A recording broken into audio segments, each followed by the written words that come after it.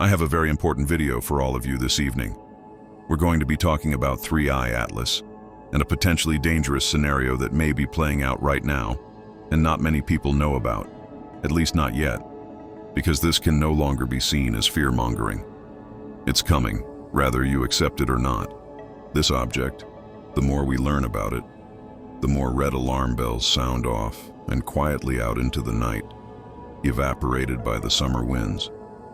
Only astronomers, scientists, and those in the know seem to hear the signals in the nightly winds.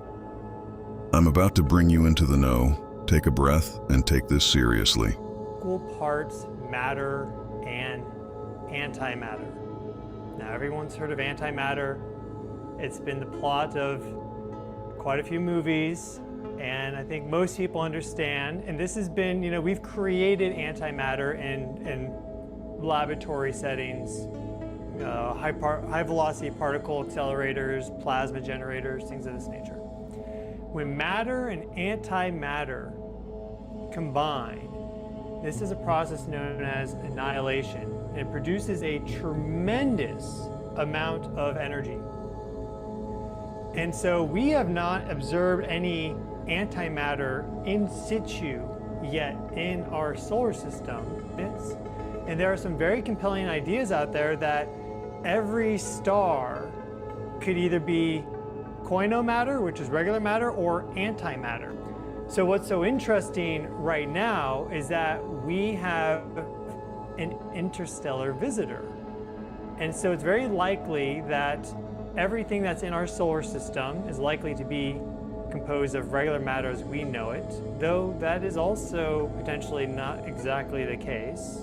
But things from outer space certainly could be composed of antimatter, or rather interstellar space, right? If they're coming from way far out, for example, 3I Atlas here, observed first, picked up July 1st. We got a whole bunch of measurements in the first few days.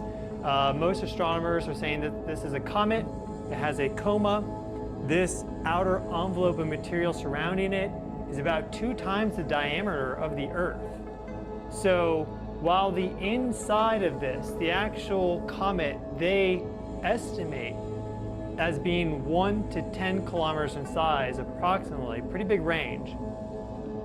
The actual thing that we're observing with ESO imagery is about 2 times the size of Earth. And we see here, this is taken on July 3rd, we see Atlas 3I, and this is a 13-minute capture right there. So it's going off to the right. Boom, boom, boom, boom, boom. It's moving about 61 kilometers per second, which is pretty fast.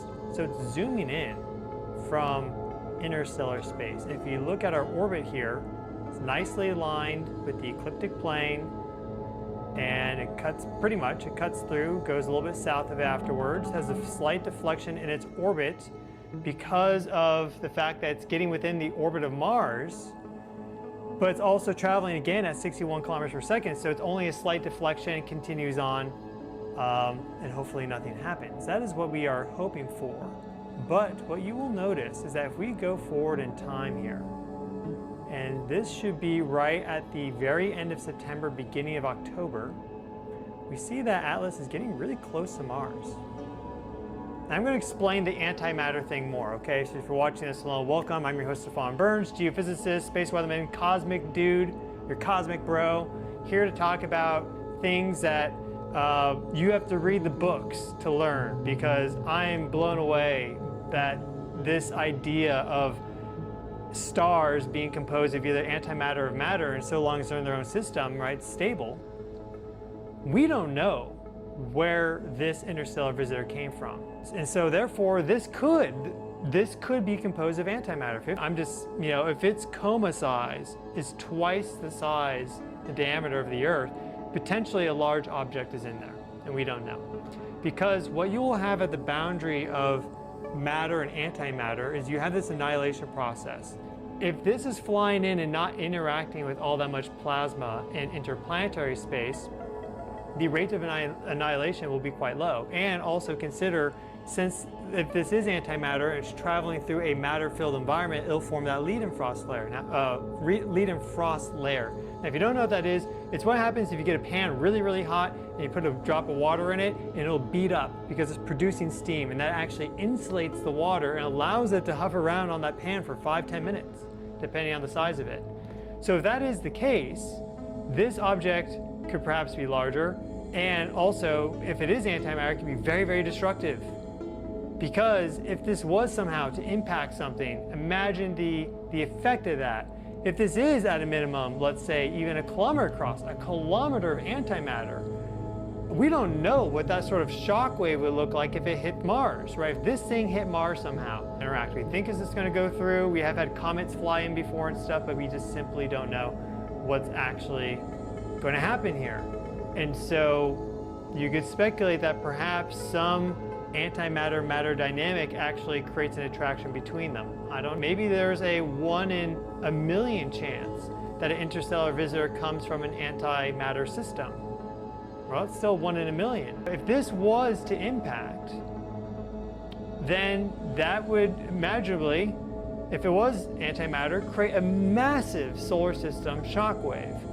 And that could trigger, I would think, some sort of solar flash, where you get the sun then to respond by having a big release of energy to push everything back out. Sunspots have leapt to over 200, which is a high water mark for this entire solar cycle maximum. We had a monthly high of 216 last August. Now we're back to 200 on the daily count. We'll see if that maintains. Some big sunspots on the Earth-facing side of the sun. As you can tell here, more to rotate in, and they are growing. So specifically 4197 there is actively growing and becoming almost like a monster sunspot now. There is a lot of energy being pumped into the Earth right now.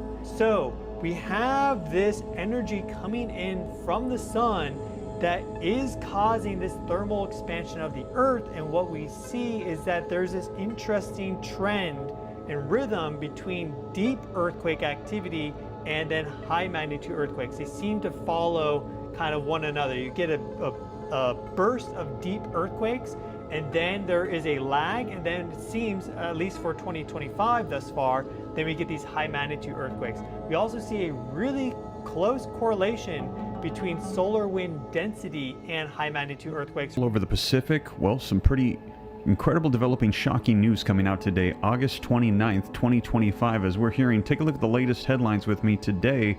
Multiple earthquakes rattle Nevada, where the ground is at risk of splitting apart. That is right. I'm going to share with you the latest as we're hearing multiple earthquakes have been hitting in Nevada and across the United States, and major earthquakes hitting in Japan and Alaska today. Earthquakes taking off to the point where we're hearing that the fault line is breaking apart. Now, let me know your thoughts. I've heard this before. Let me know if you've heard it and if you believe it, that there is going to be a mega quake that is going to hit the west coast of the United States, and we're essentially going to see California fall into the ocean or get flooded. And we're hearing that right now, as of today, there is a fault line along Nevada that is beginning to split apart. The ground is breaking apart and dividing itself. Now, let's go ahead and take a look at some more of these articles coming out here. Now, you can see this coming out today, August 29th. It says there was a 3.6 magnitude earthquake, not a mega earthquake, but also look underneath that, a 3.5, a 3.2, a 3.3, and 3.5, and it continues on, all in the same spot, happening all today, August 29th, 2025.